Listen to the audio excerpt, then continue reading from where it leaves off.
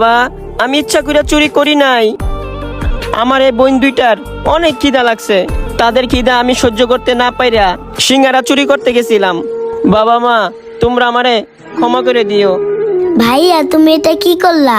আমাদের খিদা লাগছে দেখা তুমি সিঙ্গারা চুরি করতে গেছো? মা বাবা আঙ্কেল একটু বুঝাও না, ভাইয়াকে যেন কিছু না বলে। সত্যি এই ছেলেটার সাথে আমি অনেক অন্যায় করে ফেলেছি। আঙ্কেল দয়া করে আমার ভাইটাকে মাইরেন না। আঙ্কেল আপনার দোকান থেকে আমার ভাই ইচ্ছা করে সিঙ্গারা চুরি করে নাই।